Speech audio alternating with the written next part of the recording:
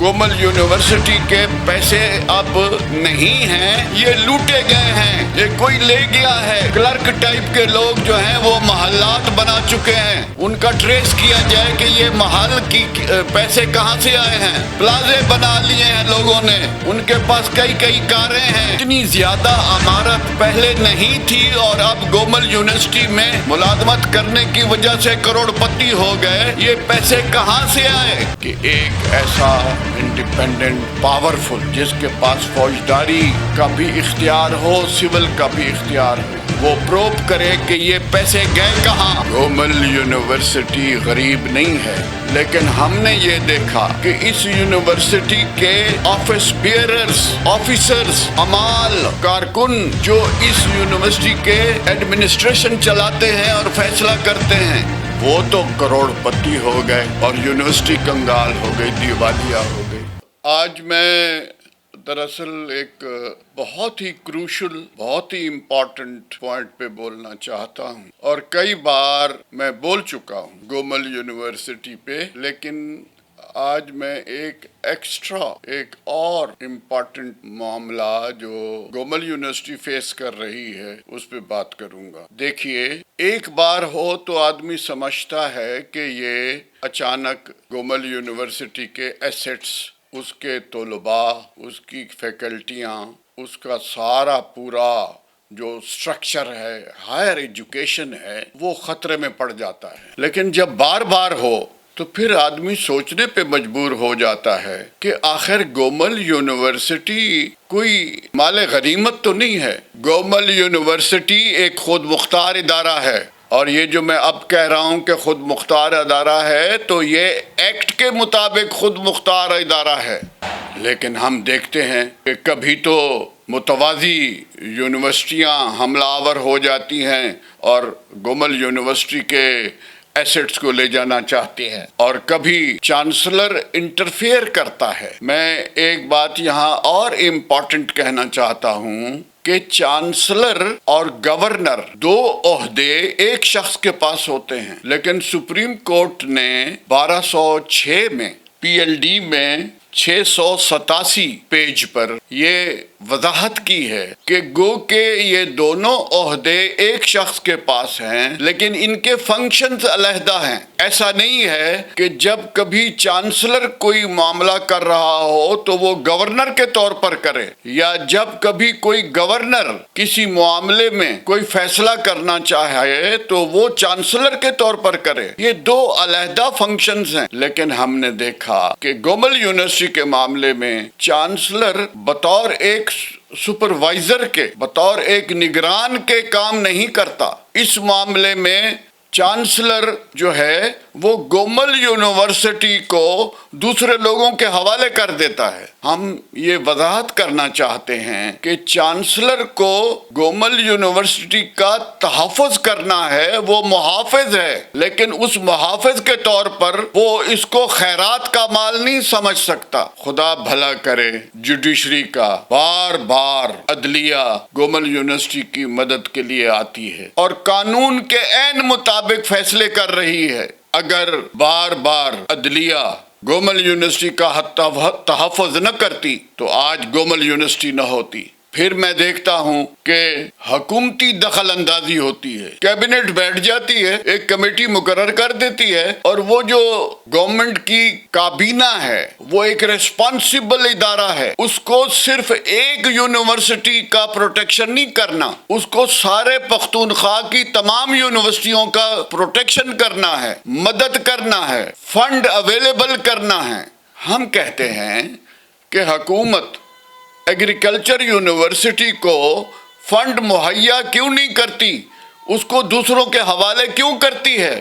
اور تیسری بات جو میں اس کی وضاحت کرنا چاہتا ہوں، اور وہ ہے ایچ ای سی، وہ بھی کمیشن ہے، ہائر ایجوکیشن کمیشن۔ ہم اس کو سمجھتے ہیں کہ وہ گومل یونیورسٹی اور ایگریکلچر یونیورسٹی دونوں کا محافظ ہے. وہ ایگریکلچر یونیورسٹی کو باہر سے فنڈنگ کیوں نہیں کراتی؟ خود اس کے پاس فنڈز ہیں، وہ فنڈز کیوں نہیں دیتی؟ ہم ہر وقت دیکھتے ہیں کہ پشاور میں بیٹھا ہوا کوئی نمائندہ ایچ ای سی کا وہ حکومتی ایجنٹ کے طور پر کام کرنے لگ جاتا ہے. ایچ ای سی انڈیپینڈنٹلی ہر یونیورسٹی کے تمام معاملات کو دیکھ بھال کر رہا ہوتا ہے اور ٹھیک وقت پہ ٹھیک ایکٹ کر کے وہ ہر یونیورسٹی کا تحفظ کرتا ہے. لیکن یہاں معاملہ مختلف ہے. اب ان تمام چیزوں کی وجہ سے گومل یونیورسٹی کنگال ہو گئی ہے، دیوالیہ ہو گئی ہے. تو اس کا حل کیا ہے؟ اس کا حل صرف ایک ہے، اور وہ یہ ہے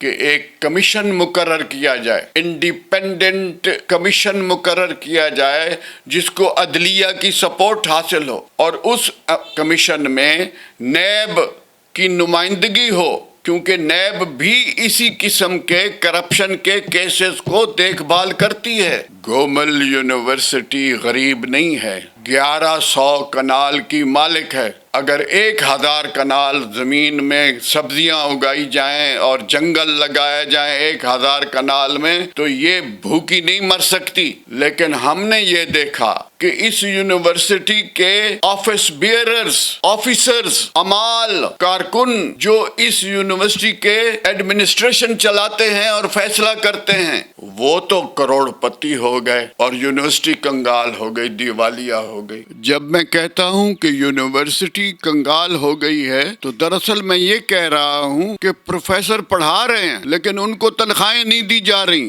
گارڈوں کو تنخواہیں نہیں دی جا رہی، مالیوں کو تنخواہیں نہیں دی جا رہی. یہ کوئی طریقہ ہے؟ اتنا ظالمانہ طریقہ.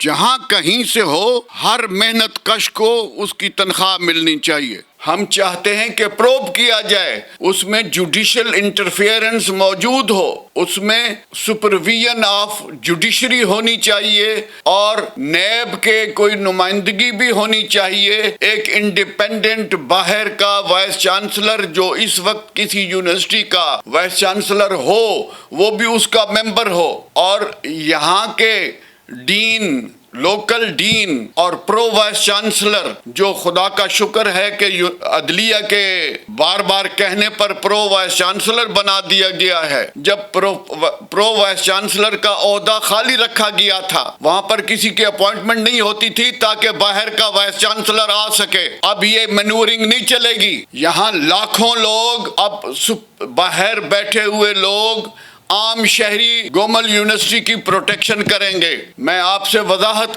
سے کہہ رہا ہوں، بار بار کہہ رہا ہوں، انٹرسٹڈ پارٹیز کو کہہ رہا ہوں جو ہر وقت گومل یونیورسٹی کے ایسٹس پر نظر رکھتے ہیں، ان کو کہہ رہا ہوں کہ اب بعد آ جائیں، اب واپس ہو جائیں.